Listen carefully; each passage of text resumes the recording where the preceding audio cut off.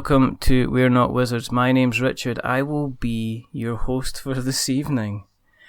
And tonight's episode is going to be a work in progress. And the title of the show is going to be called The Great Old Ones and the One Slightly Inexpensive Pachyderm. How am I going to fit that in the box? I don't know. Have a sticker on the box that says, as featured on the podcast. And I mean, that's a sticker that's going to wrap around the side. Nigel, you've got to wait until I introduce you. Oh shit, sorry. Oh god, no, I swore. Oh dear. You know what? It's fine. You know, because this is. What guests have you got on today, Richard? No, this is all. Tell us that. This is all about the. This is all about the old great ones and descending into madness and looking into a dimension beyond our own, into a reality that we can't quite grasp as human beings. So it seems absolutely fit that we got Mr. Nigel Kennington on tonight. Now you might recognise the second name or the surname because Mr. Nigel Kennington is one half of the rather likeable kind of board game company called One Free Elephant. Because a little while ago we had his wife Sarah on, and she was a lot of fun. So we're not saying that you're setting a bar, but we're setting a bar, Nigel. So you've done it quite well because you've managed to swear in the first 2 minutes. So we're just wondering what else. I mean, is that what it's going to be? Am I going to have to press the not clean button on iTunes when I post this episode? Have you got a beeper? You should have a beeper. I should have a beeper. I could introduce like a dice roll. It's fine. People, you've got Scottish people on all the time. I'm amazed that we actually get through. You know, we actually get through kind of episodes. In fact, I think the only time there was a profanity kind of. A large amount of it was when we had Alice Bell, the now editor of Video Gamer, coming on. She was talking about that bloody tortoise. So if the set would, do you know what? We should just set it as explicit and just swear away, and it'll be fine. We could have, you know, it could be We're Not Wizards After Dark. The We're Not Wizards. Oh, that'd be fantastic. But we'll have to wait until winter time for that because it's bright sunshine outside at the moment. It's obviously the great big ball in the sky has decided to descend on us and give us an extra 3 hours of. Daylight, which is absolutely fantastic for everybody going out and trying to get your garden done and get that extra thing off your list and therefore earn a brownie point. But it's not that brilliant if you're trying to get your son to go to bed before you're about to record a podcast. Now, this is a long way around. We don't usually do things like this. There is usually structure because this is the first time that you've listened to We Are Not Wizards. The reason that we do this is not. Listen to Sarah. I'm not talking to you directly. I'm talking to them. Oh, for goodness' sake! If this is first, I'm rubbish at this. if this is the first time that you've listened to the show, hello. Don't listen to him. He's not usually on. It's usually just me. He's a guest. His name's Nigel Kennington. He's here to talk about his game, but we might end up just, you know. I don't know, it might be another Frank West where we spend an hour talking nonsense and then get him back on again to talk about his game because we forgot to talk about it the first time round. The reason that we do this is because we think there's quite simply not enough podcasts about board games. And the second reason that we did this is because I met Nigel. This is a first because I've actually, normally it works the other way around. That you kind of have somebody on the podcast and you bump into them later on and you kind of look at each other and go, oh right, that's you. But I had the pleasure of meeting Nigel at Tabletop Day event at Dwarf, where I also met, if you've been on our Twitter, I also met Mark McKinnon from Wreck and Ruin Frame. I met the fabulous, fantastic Kevin Young. I also met Justin, who is going to be bringing Elements and Gladiatores to the table, which created a little bit of a buzz. I also sat down with my son and we played through Awesome. I got my hands actually on the game and it was damn good fun. And then I also met Nigel, and that's when me and Nigel had a conversation and decided we were going to have a chat because he has this wonderful kind of old gods Cthulhu type game coming to Kickstarter called Carcosa. That is the biggest introduction ever, Nigel. So cool. So how are you anyway? I'm good. One of the things that we like to do, apart from doing big M's, which will probably end up getting cut out, minstrels. One of the things that we like to do in the show is when we have a guest on, we don't just dive into what they're here to talk about. We like to find out a little bit more about how they got into the hobby in general. So we take a little look back at the past, we stare at the portal to the netherworld of the present, and then we scryer to find out what's happening in the future. So,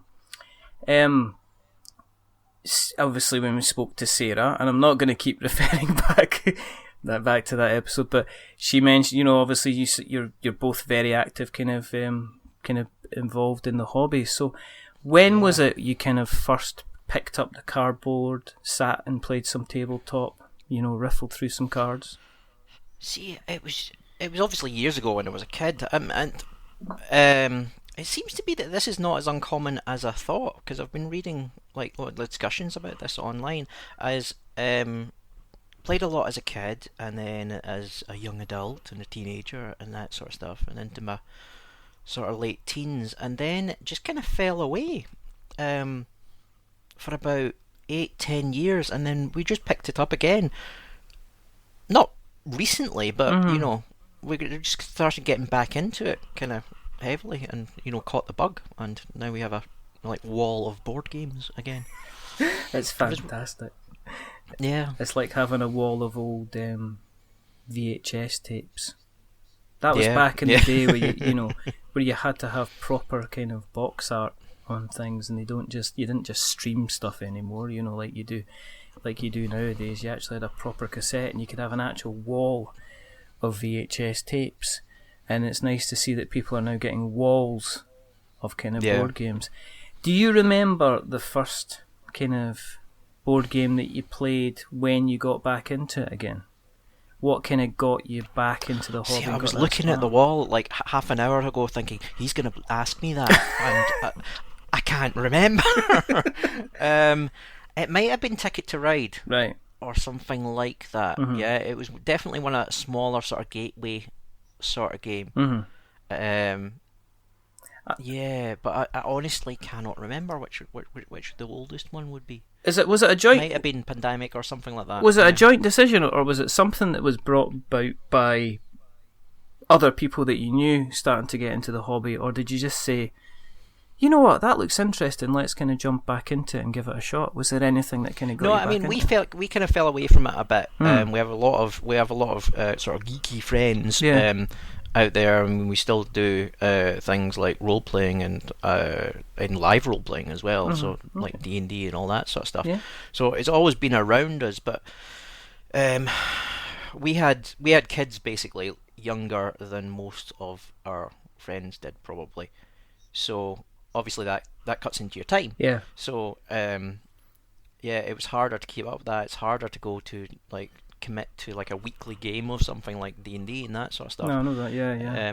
So you go through a spell where you're basically just dealing with the kids until the kids get old enough to play, and then you start corrupting them. No, I mean there's a guy at the at Dwarf who he was coming into the club with his wife right up until about, I think it was maybe even a couple of weeks before their first one was born, and then they came along to the club I think about maybe for 5 or 6 times after that on a Friday night, because I think they were getting out, and then they just disappeared. I never seen them until they came back last week. And they're back in, and this time they've got another pram, and they've got, and it's like, hang on, didn't the last time you came in, kind of when you came in, you already had a little one? And he says, oh yeah, she's 2.5. I was like, what? He says, yeah, we went away, we just decided just to have another kid, but that kind of thing, yeah, you can lose entire, as you know, and kind of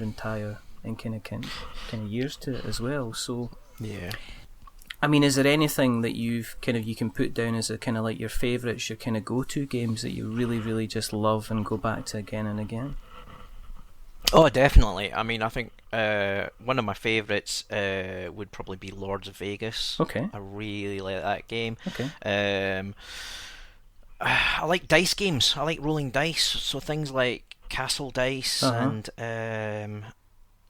that sort of game is really good. I'm a real fan of Above and Below because it kind of gives a little bit of story element to it. I really like games where I've posted about this on forums and stuff like this. I like games where you have a lovely time. Yeah. Yeah. I like games where you get lost in what you're doing and you don't really care whether or not you're winning. Yeah. So like Suburbia is a good example. Yeah. You make a little town in Suburbia. You place in your little tiles and you think, my wee guys are going to live here. Oh, but that's next to the landfill. That's not good. So let's put them over here in the business district. And you get caught up with that, and then you think suddenly, oh, victory conditions. I'm supposed to be trying to win this. I like that sort of game. See, that's what Colin is very good at, because I'll play a game and I'm a bear of very small brain.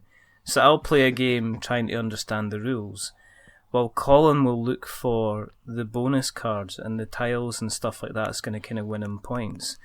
So he's one of these guys that, he kind of, when he won Scythe, it's because he clicked it and went, oh, that's what you do this, this and this. And when he won at Viticulture, he was prepared to play that kind of card once he built everything up to put in that last wine order and kind of get him 50 trillion points. Whereas me, I'm kind of looking at things and going, is that a grape? Is that a grape? What about this? What's this? Does this look like a windmill, or could that be a trellis? I don't know, kind of thing. So that's kind of how it kind of works. Do you get into, when you're talking dice? I mean, are you ever been a kind of like a Dice Masters kind of person? Have you ever kind of fallen down that rabbit hole at all? No. That's the collectible Yes. sort of expansiony packy thing. Yes. No, I mean, our youngest really likes Quarriors. Yes. So I play that with him. Yes. Just for fun. But I like. I think it's dice placement is what we're talking about. So it is things like Alien Frontiers and what was the other one I said? Suburbia. Lords of Vegas is a bit of that as well. Yeah. And the Castle Dice as well. Yes. Okay. Yeah, when you roll a bunch of dice and then you decide what to do with them afterwards. Yeah, because I like rolling the dice, but then you can get games where rolling dice is just rolling dice and it just becomes too random at that point. Have you seen Steampunk Rally? Oh, I've seen adverts for it, but I don't know anything about it. I think you would I have Steampunk Rally, and it is basically you're building up a machine. You're trying to win a race, and you gain dice. You pick cards, you trade in cards for dice, and then what you do is, you get cards which are machine parts, and you build up like a little kind of racing machine using the cards in certain order. And on each of the cards there'll be like a yellow symbol for, say, lightning, or a red symbol to use fire, or a blue symbol, I think it's for steam. And then what you do is, on your turn, you'll basically, each of the cards says, if you roll, if for every kind of 2 you have, for every number 2 dice pips you have, you can move 2 spaces or whatever, basically. So what you do is you roll your dice, and then you place all the dice on the different cards, and then you almost build up yourself like a little infinity machine, and it allows you to develop allows you to develop put on armour, it allows you to move spaces, you get special kind of weapons, and you play as inventors. So you play as like Marie Curie, you play as like, say, Nikola Tesla, you play as the CEO Thomas Edison, you've got Marie Curie there, I probably said Marie Curie twice. But yeah, and so it's really, really, I don't know, I think it might be something that you might like. Yeah, it does sound like the sort of thing I would be really into. Yeah. If you make your way to Dwarf one night, if you can. Yeah, that's where I saw it, actually, because I saw it, it was in the City Up bit, and I thought, pretty. Yes. But I didn't know anything about it, so we were busy, obviously, doing the stuff. Yeah, well, once the campaign's all finished and stuff like that, if you make your way along to Dwarf, and if you let me know, we shall have a game. Nice. There you go, and it's now in audio and it's recorded. So unless I edit this bit out, it's gonna.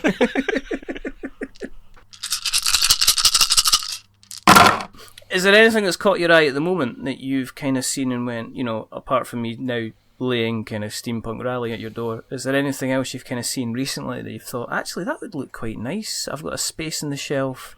I'm trying to avoid that at the moment because it reaches a point where you've got like 5 or 6 games on the shelf that you've never played, and I'm trying really hard not to look at games.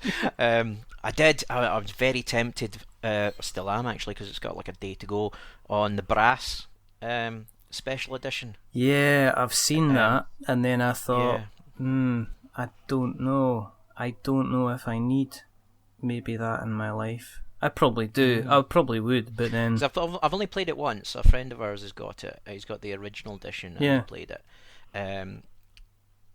What was it like? And it was really good fun, but it does have that kind of 80s darts crap, basically. That's what it is. And the art in this re-edition is gorgeous. It's absolutely stunning. Yeah, I've seen they've completely kind of done up the art and they've made it look kind of fantastic. I was playing a game recently called Entdecker. Have you played that? No. Why didn't you tell the lovely people what Entdecker is all about now? Entdecker is a game by the guy that did Catan.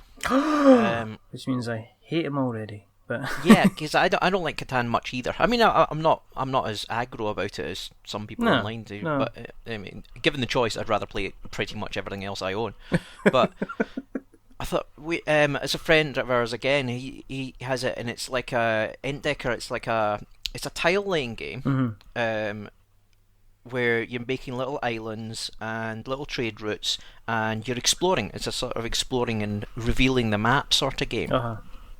And it was one of these. I had a lovely time. I didn't win. It was close, but I explored some islands. I explored some native huts and found a banana, and that was pretty cool. I did. Did you just lift bananas were key. Did you lift up a pile of cars? Oh, look, there's a banana. Well, it's got this mechanism because what you do is you go to islands, right? Yeah. And when you land at an island, you can deploy one of your little scouts. And when you complete the island, your scouts go to like a sideboard where they've got little huts.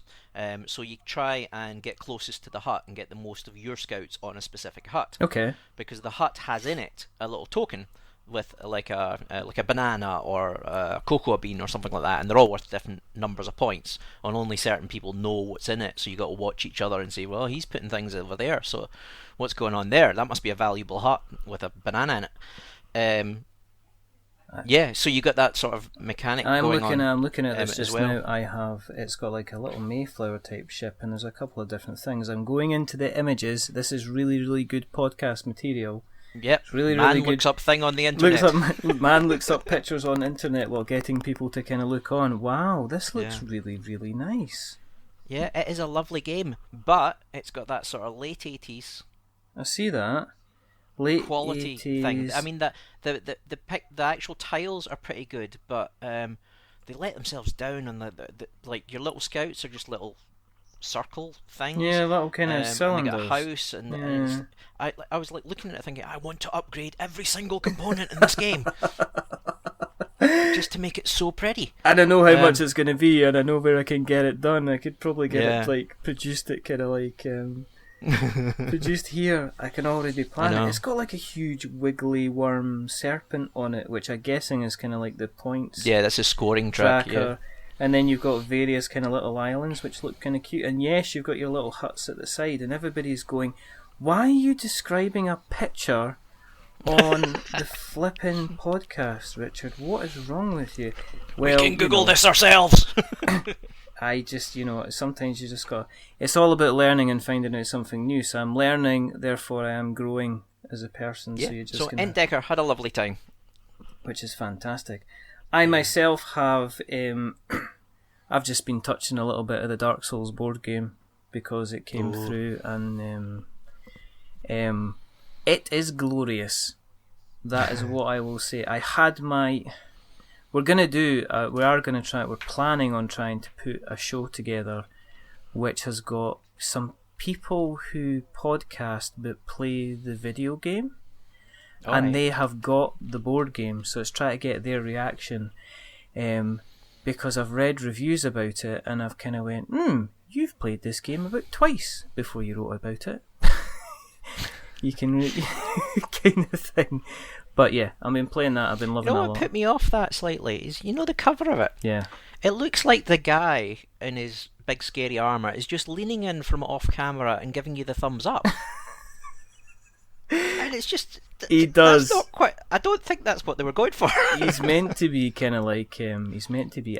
He's actually the character from the third game, which is what they got the cover from.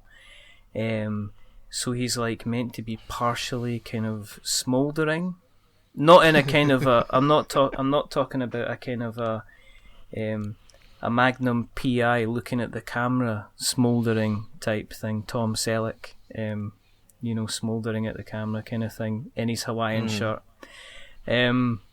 Which somebody kind of, as a quick aside, somebody kind of messed up my life the other day by claiming that Chip and Dale, the Rescue Rangers, one of them was being Magnum PI and the other one was being Indiana Jones.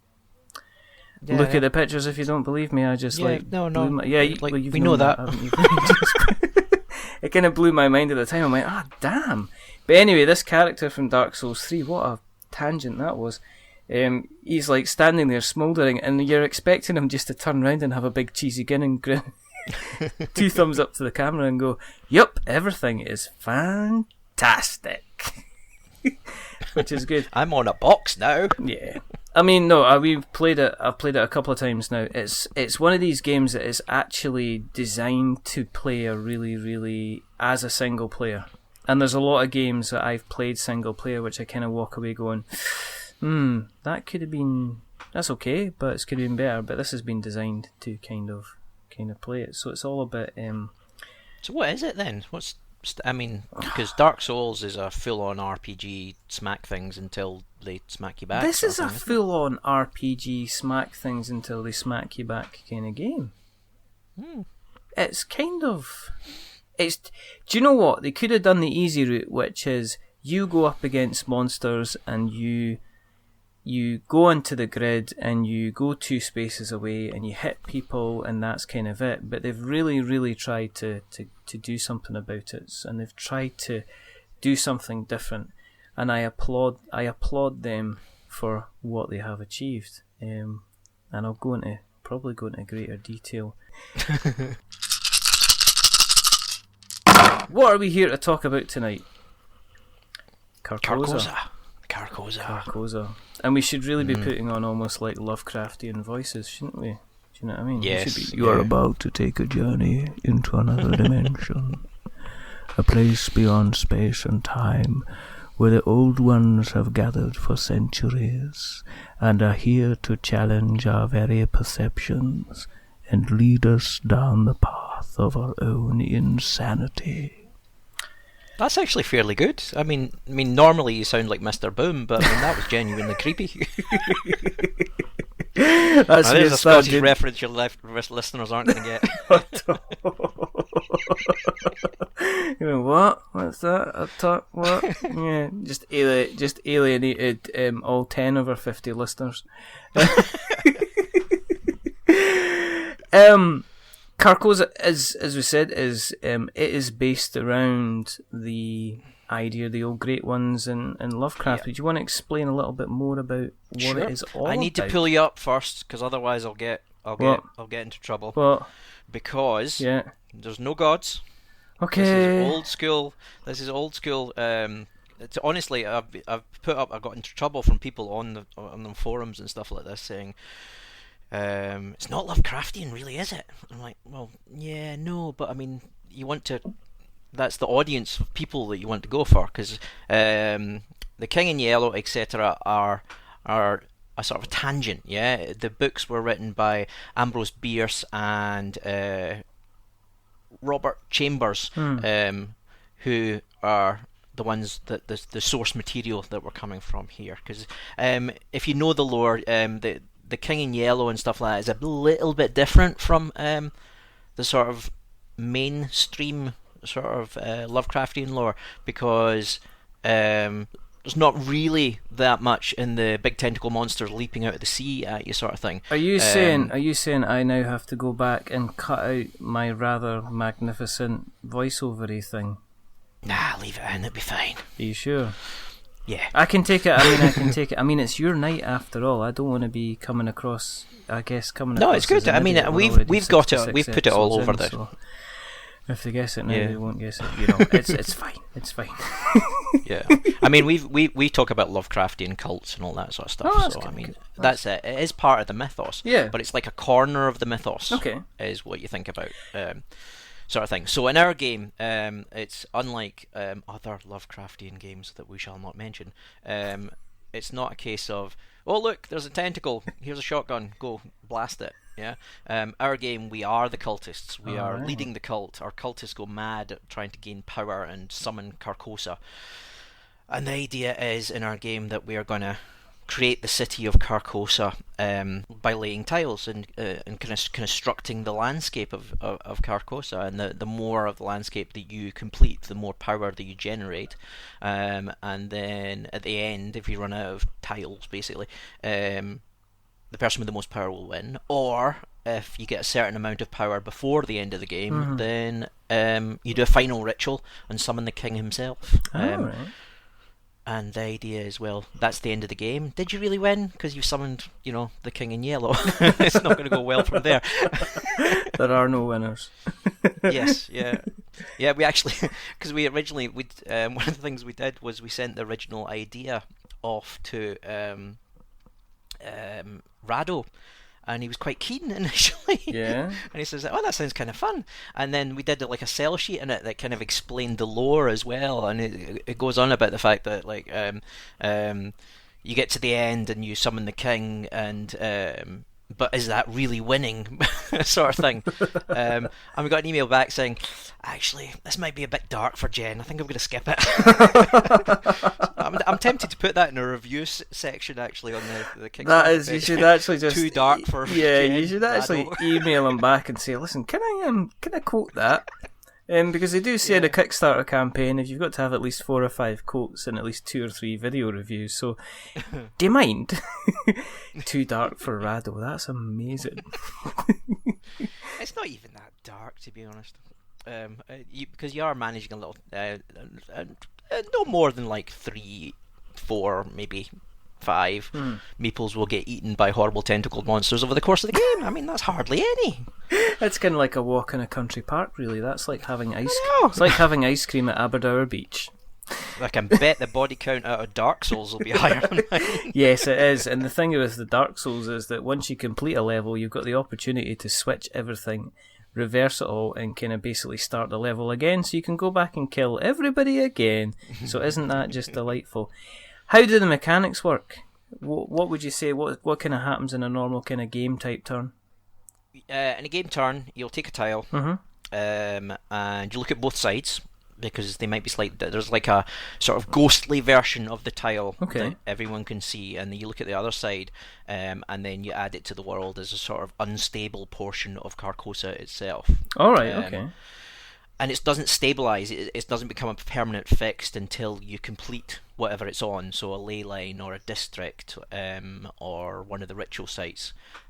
So it stays kind of face down as part of the world until it's fixed in place. And so you're doing the usual stuff where you're placing your little meeples, your little cultist meeples on the locations to try and control them and that sort of stuff, and it builds up. And then you reach the stage where you've completed your thing and you flip them over.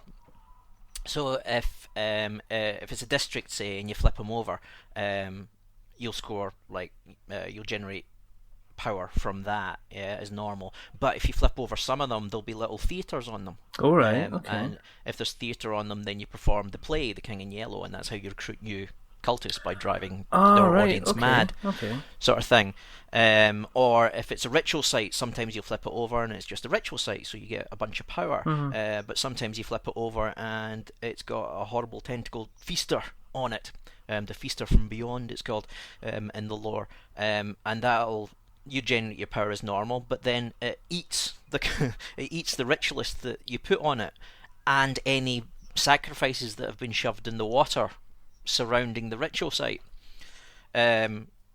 which generates a bunch of power, but then your guy's not just mad, which you'll recover over his time. Yeah.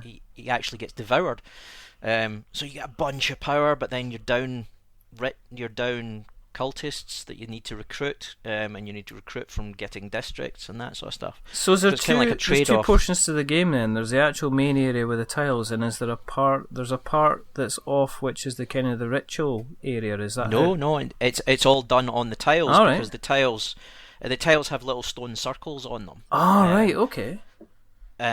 But on one side you can just see the stone circle, but on the other side it'll either be just a stone circle, or it'll be a stone circle with a horrible tentacled monster on it. Oh my goodness. So it all kind of happens in world, and you get the landscape developing as you go along, sort of thing. How many people can play it? Four. Four. 4 maximum. I think the sweet spot, as it were, is 3 from our play testing so far. But it does 2, and it's quite a slow-paced kind of strategic game for 2, where you're battling away against each other. 4 is a little more chaotic than I like, but I mean, if you've got a group that likes more sort of party-style games, they'll get more out of that one, because there's horrible tentacle monsters and things popping up all over the place and that sort of stuff, and people getting in each other's way, which is kind of cool as well. Because you get the other thing we've got the ley lines you can generate power from, and you can also empower ritual stones, and they let you cast spells later on in the game. Alright, okay. They let you do things like send out an extra guy, or cure a whole bunch of guys, or stun someone, or take a tile from... Because one of the problems with the tile laying games is you spend ages waiting for the right one to kind of pop up, sort of thing. But one of our spells lets you search through the stack and reorder it, and a more powerful spell lets you search through a stack and take a tile and hold it in front of you for later on. So you can, if there's something you really, really need, you can get access to it. So that way. Where did the idea for it come? I mean, how did you? This is. I was researching a different game, because I was building up another game, which is going to be one of our later games. It's a larger project, but I was looking up.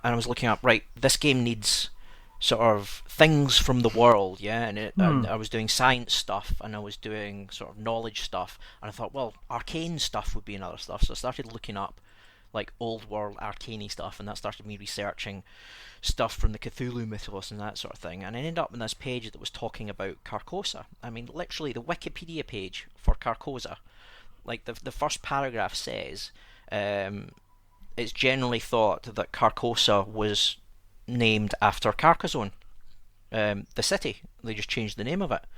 And I was reading that thinking, why is that not a game already? It's like, what we're making there is, why has nobody made evil Carcassonne yet? It's like, okay, I'm doing it. I mean, and let's from there, I mean, let's talk about that, because there's going to be people are going to say there's a couple of similarities here. Yeah, but, I mean, there is. I mean, was your view at the beginning to say, right, okay, there's kind of base mechanics there, but I want to do something different with the different IP. I want to do something with all the kind of the additional mechanics I'm going to be kind of adding in. Yeah. See, the thing is, I'm from a video game background, and video games are all, well, not all, but vast majority of them are iterative. Design choices. You've basically got dialogue with the games that came before you in the same genre. You build on them, you add features, you create new experiences out of that, and I don't see any reason why board games would be any different.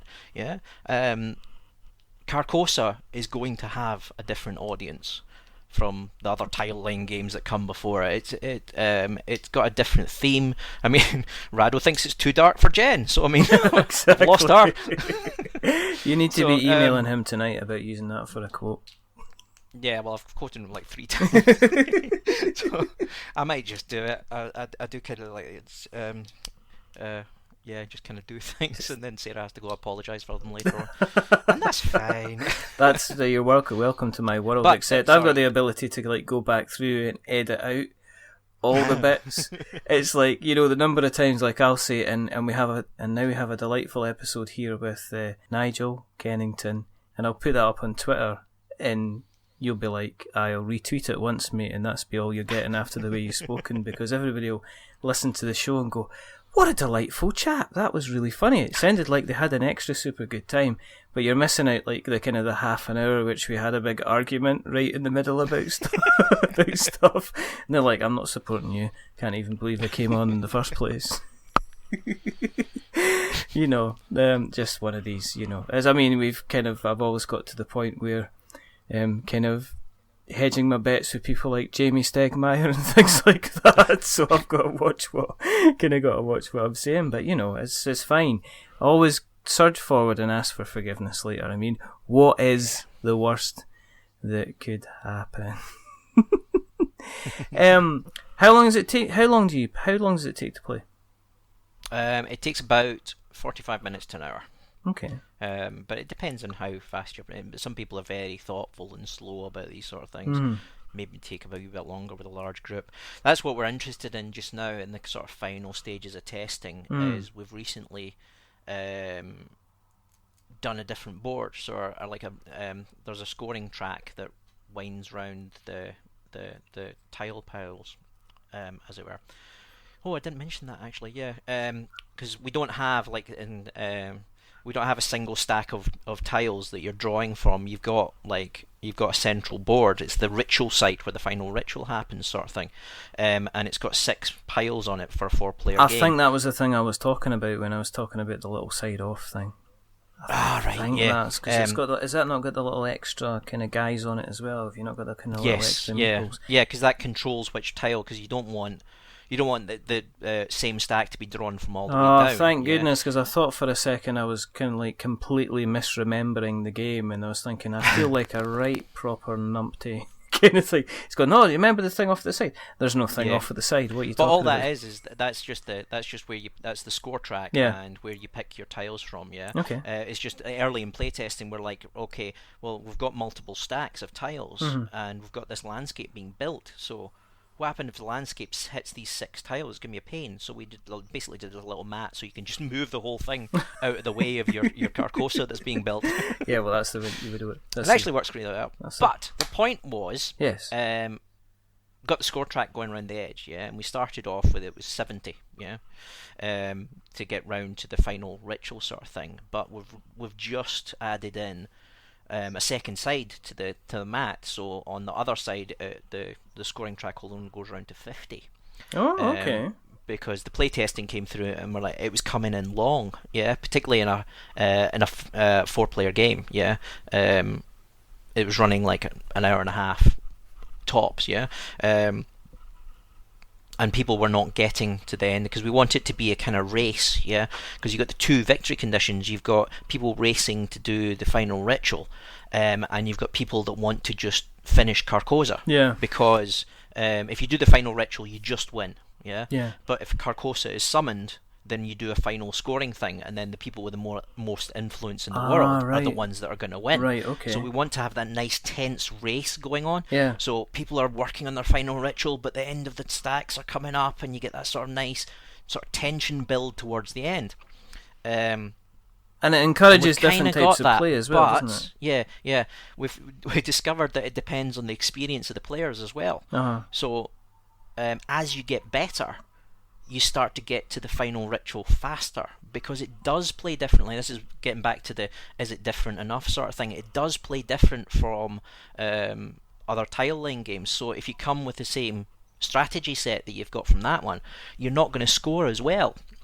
You have to learn a new strategy for this game, and we've kind of got it down pat. So 70 was kind of fine for us. Yeah. But then when we're going to these shows and this sort of stuff, and Sarah's coming over to me and saying, nobody's getting to the final ritual, and we're going, but we always get to the final ritual.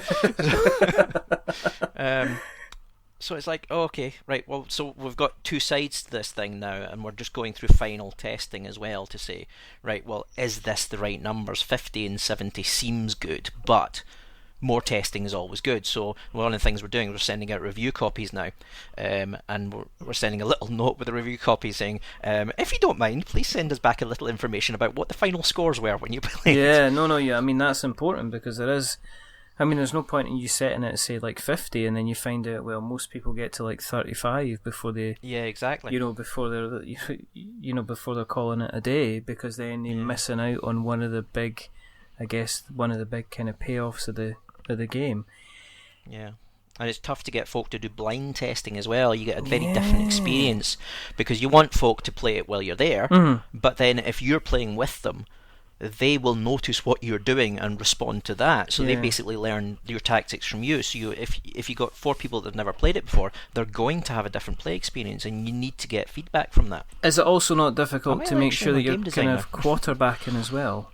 That you're not sitting there and kind of almost kind of semi-taking over the game by kind of leading by kind of Well, you got to remember, it's an adversarial game. It's not a co-op. Yeah. So it doesn't really have the quarterbacking problem. I suppose you get people that'll maybe copy your tactics if they've seen you kind of. But you kind of want that to certain, because it's an aspect of the game, is because you got the hidden information, then you need to watch what other people are doing. So if someone has put down a ritual site and put his little dude on it, and then he starts suddenly throwing people in the water around it, you're starting to think, why is he putting sacrifices over there? Maybe I should stick a sacrifice in there as well, and then I can get in some of the points when my poor cultist gets eaten. So that's the sort of decision you make, and you got to watch each other. If somebody is really defensive about a district, it means it's got several theatres in it. So do you want to try and get in on that theatre? So you can get more dudes and that sort of stuff. So, yeah, there is a lot of watching each other and sort of silent strategy going on, which is different from the other tiling games that I've played so far anyway. Okay. What was it you did when you were working in video games, Nigel? What was your... I started off as a programmer. Okay. But my first sort of performance review as a programmer was basically you write bad code slowly. So I didn't really want to do programming. I mean, I actually teach programming now, but I'm not sort of. It's never really been my focus. I always wanted to be a games designer, so the good thing about the games industry, particularly back then, was it's very easy to move into what you want to be. So you had folk that were programmers becoming designers, you had folk that were artists becoming programmers, and programmers becoming artists, and all sorts of stuff like that. The trick was to get into the games industry, and then you could basically just carve out your niche, as it were. So I started off as a programmer and then became a designer for a few years. But the games industry was, and still is probably, is very volatile. It's a young man's game, and I wanted to see my children every now and again. Everybody's heard of the EA wives kind of email that went about the number of hours they were kind of forcing the employees to work. It's not right. I mean, the worst one we had was when we were working on our game, and we had the press junket coming in like Wednesday afternoon or something like that. So we came in Monday morning, and we left Wednesday evening after the press junket had been, and we slept under our desks and stuff like that. It was hideous. It was the worst thing I've ever done. But at the same time, I mean, the games industry is a roller coaster. Is the thing. Yeah, fantastic highs and fantastic lows. I mean, that same weekend, our managing director went home to get some sleep because he was going to do the press junket. Like the presentation of the game the next day, so he needed to get some rest for that. But it's like when he came in on the Wednesday morning, we're like, you can't do this and you can't do that because that'll crash it, and that just doesn't work, and that never worked in the first place, and he's invisible and we don't know why, and all that sort of stuff. So and these people are all green. Yeah.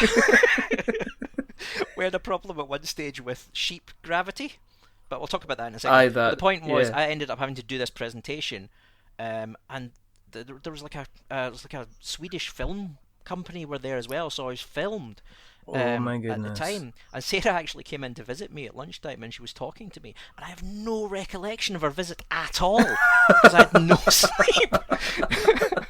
We are just like pure panicking, kind of shutters down, brain first forward, engage mouth, and just kind of go for it, kind of thing. Yeah. But it's mental. But I mean, it's fantastic. See when stuff goes well, or you get away with presenting it, and nobody notices the bugs. It's a fantastic thing to do. But they're kind of not I something think for an old was it. fat I've man. heard the thing bugs have been called as unplanned features. That's what that's what I've heard them called. Sheep gravity, though. I mean. Oh God, I've forgotten about the sheep gravity. Sheep gravity. We had a thing where we put in a flocking algorithm. Okay. For the sheep, and they're just critters. They didn't matter to the game. But unfortunately, it was a little strong at the initial thing. So all the sheep immediately teleported to the same point in space. But they all had different facings. So you had this sort of furry bit in the middle, and like this abomination of 1,000 sheep faces staring out at you in all directions. Like, you turn it on, you think, no, that's not right. Did you? Was there an argument about whether or not to keep that kind of thing in? I mean, that should really be. We did. This was in the very early days of the internet, and we did start posting some of them up online because they were hilarious. But this was before people started. This was before indie game scene and this sort of stuff. Yeah. So you didn't see as much of that. But we are you allowed? Are you allowed hysterical. to say what game that was? That was Braveheart again. Oh right. Braveheart the game. Yeah. I can just imagine. Where are you going, William? I'm off to pick a fight. What the hell's that? It just everything was orange for a while. We had a problem with the texturing as well.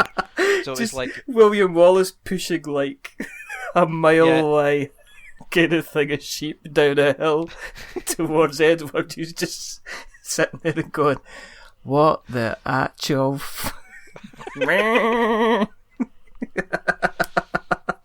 Oh dear, that would be absolutely brilliant.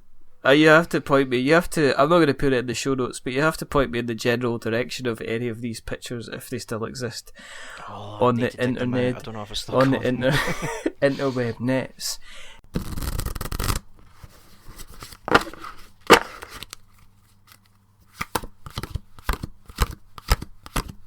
Kickstarter. Yes. Let's talk about Kickstarter, because we have to talk about Kickstarter, because it is the one free elephant in the room. Do you like what I did with that, Mr. Kennington? Well played, sir. Well Thank played. you very much. Oh dear. I mean, Sarah ran a very successful campaign. She did, I played Awesome on Tabletop Day with my son, and my son walked away from that game and said, "When can we play that game again?"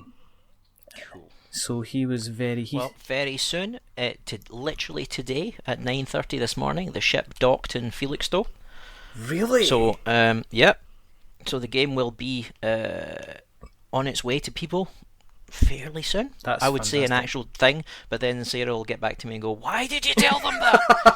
Because she's the organised, sensible one. You were planning on a steady, staggered release. It's like, I'll be Tuesday. Yeah, that's the sort of We've thing. got to send out the notification emails. I've got to put an update together. I've got to get the graphics. And you went on that wizardy, non-wizardy type podcast and told everybody they could expect it next week. Nigel? You will not get it next week, I guarantee that. There's kind of a groove in the carpet on the stairs. Reason than one of the exciting things, because this is the sort of stuff that happens when you run a Kickstarter, is the fact that it turned up in Felixstowe was not the port we were expecting it to turn up in either. It was only halfway. It was only when it was heading up towards the Suez Canal, because I was looking at it in a ship on a ship thing. Yeah. And Sarah goes to me, "That's going to Felixstowe." Oh my goodness. Oh crap. So you heard it here first then, that sometimes in the path of cardboard, it's not always on the straight and narrow. Sometimes it takes a canal on its journey.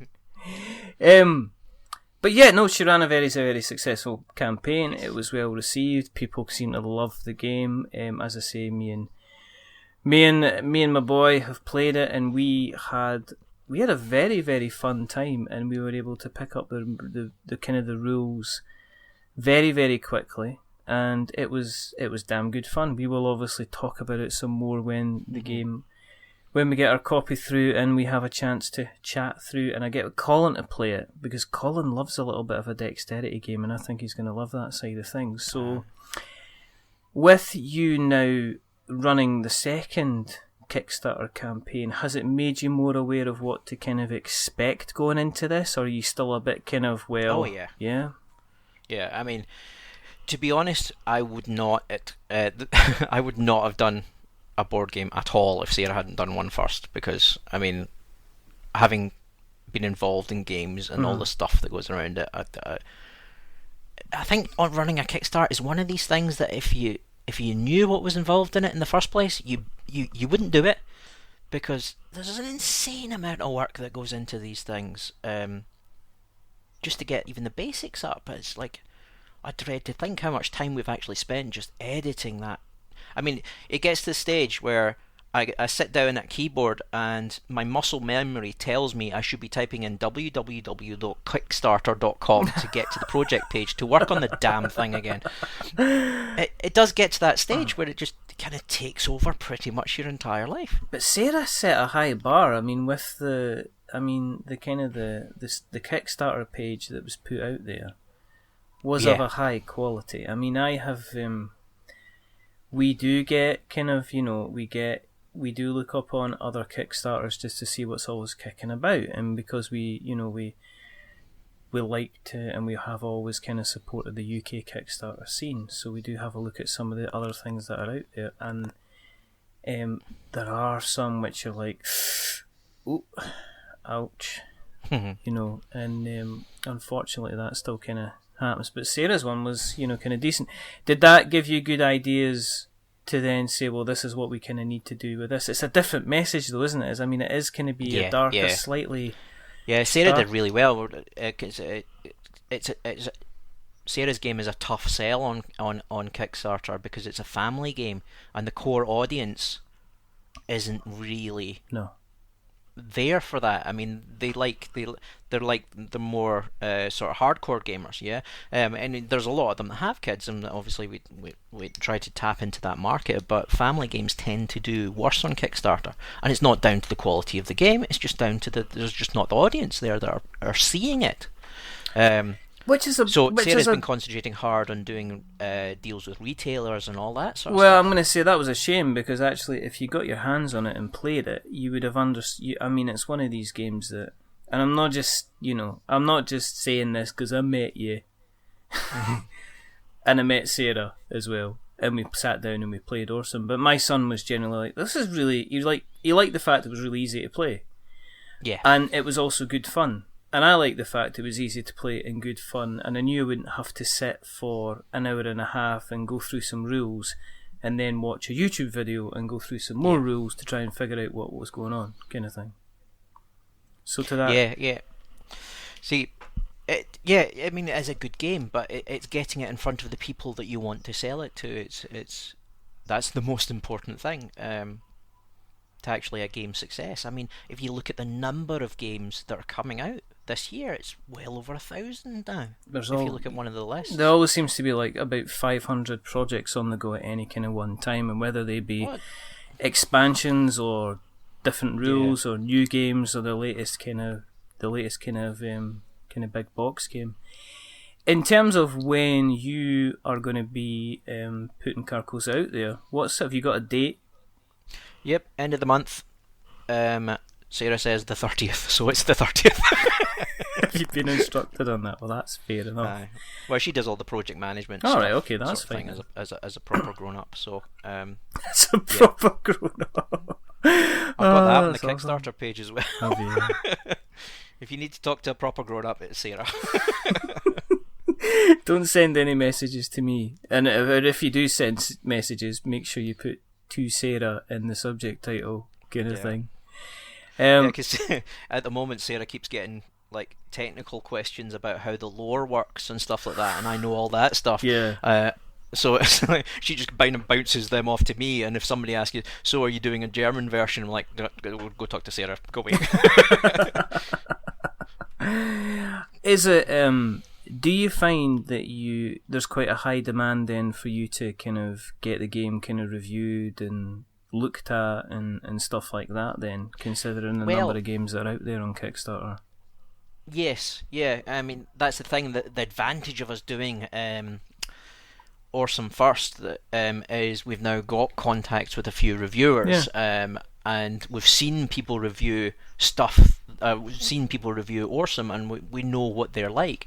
So it's like there's people that have done reviews for them, and we thought that's fantastic. We're definitely going to use him again, or whatever it is, just because we like their style. It doesn't even necessarily have to be that they're horribly gushy about that sort of thing. It's just whether or not they've actually got the game. Yeah. So like with Awesome, some of the best reviews we've had have been folk that have sat down with their kids and actually filmed them and their kids playing it and asked the kid what they thought and that sort of stuff. Oh, because cool. That's what it's about. That's what that's who the game is for. Yeah. Mm-hmm. Are you hoping that people sit down with their kids to play Carcosa? Yeah, it's been interesting actually. A few of the trade shows, because Sarah, where was it? Oh, it was at Compulsion, like the Edinburgh Uni sort of role playing con thing. Yeah. And there's two girls and their dad are sitting down to play Carcosa, and I'm like, yeah, whatever. Let's be evil cultists. And Sarah, you see Sarah in the background going, is that appropriate? Oh dear. So it's out on the 30th. Have you? I mean, is it one of these games that's kind of like got multiple buy levels, or have you got a price? Nope. Again, Sarah will. What you're going to get? Again, please remove the following sections from your book. Okay, well, we'll tell you. He's an idiot. We'll leave. But yeah, the basic plan is nice and simple. There's going to be one copy of the game, right? And there's going to be like a bulk buy 6 copy of the game, all right, and that's it. Yeah, because I can't be having with the multiple levels and add-ons and that sort of thing. I can see the value from it from a different sort of game. Yeah.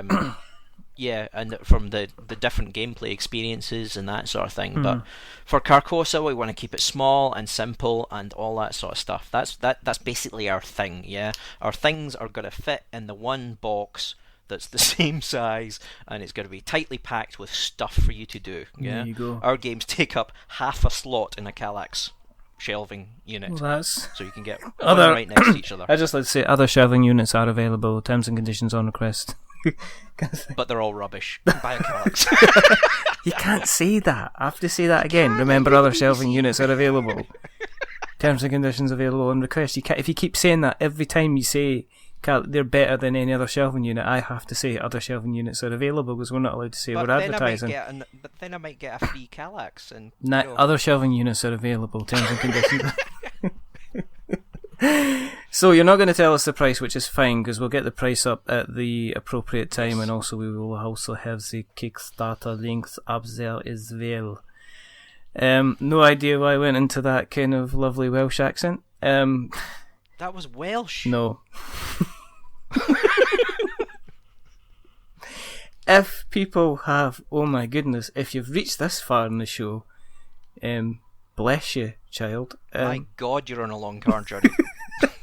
There's no, I take it the radio's broken. Take a break, go for a coffee. Do not operate heavy machinery while listening to this episode of We're Not Wizards. Go to T-Bay. Go to T-Bay. It's the best lay-by roadside thing. Yeah. We're Not Wizards endorses T-Bay over all other roadside. Other roadside thingies are available. Terms and conditions on the crest. Stop doing this, Nigel. You know what I mean? I'm just gonna cut all this stuff out. Where can... You know what? The thing with Sarah was a lot more organised. I'm just saying, I'm not judging, but if people want to find you on the... if people want to find you on the internet... Pull it together, man. I'm trying to. Deep breath. If people want to find you on the internet webs, where can they find you, Mr. Kennington? We have a webpage, which is a bit rubbish, but I made it, so I'm happy with it. There you go. www.onefreeelephant.co.uk. But to be honest, we're much more active on our little Facebook And where? And is that the? You go on Facebook and type in One Free Elephant, and we'll come up. Is it facebook.com/One Free Elephant? I think it is. And you're on. Man looks up Twitter thing on the internet. well, I think. And we're on the Twitter. Sarah has runs our Twitter. Yes, it is. It's facebook.com/One Free Elephant. Sarah runs our Twittery thing, which I think is One Free Elephant as well. But you can get to both of those things from our homepage. www.onefreeelephant.co.uk. That is fantastic. Do you care not to exist on Twitter yourself? No, I don't really get Twitter. That's fine. Not every, it's fine. They have to obviously. I do have a Twitter, but it's mostly work stuff that goes up on there. Oh well, we can leave that. That's fine. Yeah. But what we will do as normal is we will get. And we'll put these in the show notes so that we have notes to show. I need to lie down, Nigel. This is. I feel like I've summoned some kind of great spirit that's just, slowly. No, it's been funny. It has. It's been good laugh. I do right. So again next week then. I would have absolutely no problem with doing that whatsoever. If you want to keep an eye on what we're up to, and I feel like people that do it kind of like put themselves through this to obviously try and make themselves a better person. I don't know what it is. You can follow us on Twitter at We're Not Wizards. You can follow us on Facebook at We're Not Wizards. You can check out our pictures on Instagram. You can check out our previous episodes on YouTube, and new episodes are going to be automatically posted onto YouTube as well. You can go to iTunes, and if you search for We're Not Wizards Tabletop Podcast or Board Game Podcast, yes, you can do that. And we seem to be regularly breaking into the top 200 of all. Nice. I know, I didn't realise there was that many board game podcasts. I thought there was going to be like in the top 20 at least, because there's only about 15 of them. But no, there appears to be lots of them, and they're all called different things, and there's lots of wizards, which I think wizard podcasts should be banned. Just, Anyway, if you've liked what you heard tonight, and have a think about what you've done, and you'd like to leave us a review, then by all means go to iTunes, hit a like, hit a subscribe. Remember, don't give us a 10 because that'll make us big-headed, and don't give us a 1 because that'll make us cry. Just give us right in the middle, just a good old 5. Average, because we are decidedly average. Except for Nigel, who has been... I think you're selling yourself short. I always, it's like the old self-detrimental kind of stuff, Love me. See, what a lot of people won't know, because obviously this is a radio thing, is how, I've met you in person, so I know what the physical Adonis that you are. So, and you do all this radio on the back of all that tech work as well. Do you know what I mean? Sometimes I wish I was born rich instead of so fantastically good looking. But I don't want people to judge me on my looks and then I become the poster boy for the podcast. I would rather people... It is a curse for us beautiful people, isn't it? I just, sometimes I just luckily there's not a mirror in this room, otherwise all you would get would be an hour and 5 minutes of this. Dear.